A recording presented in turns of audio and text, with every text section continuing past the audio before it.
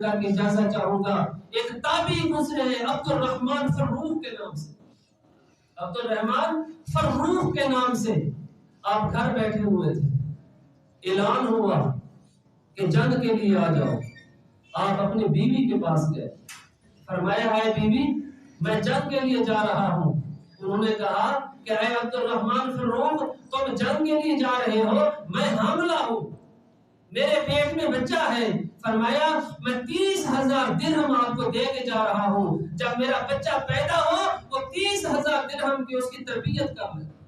میں جا رہا ہوں. آپ چلے گئے. 27 سال کے بعد واپس لوٹے. 27 سال جنگ کرتے رہے.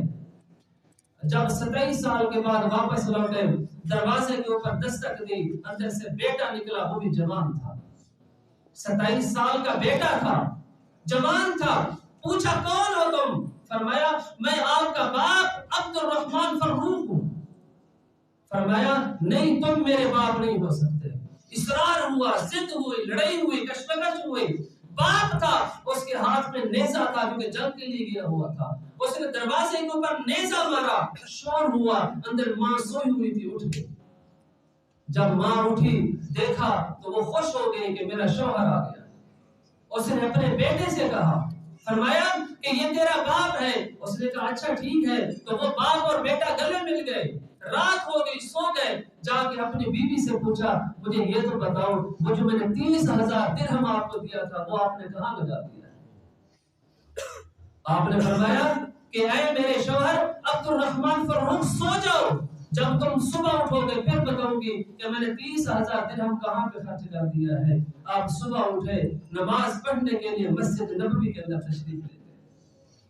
جب مسجد نبوی کے اندر پہنچے وہاں پہ جمع غفیر تھا اور ایک نوجوان بیٹھا ہوا تھا جو ان کو حدیث پڑھا رہا تھا.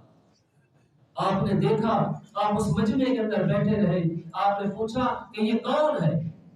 آپ نے پوچھا یہ کون ہے؟ تو کسی نے کہا کہ یہ امام ربیعہ ہے, وہ وقت کے امام بن چکے تھے.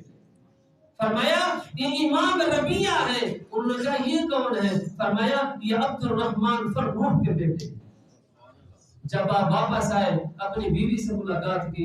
بیوی نے کہا اے میرے شوہر دیکھ آئے ہو میں نے آپ کے 30,000 درہم اس کی تربیت میں لگا دی. لوگوں ایسی تربیت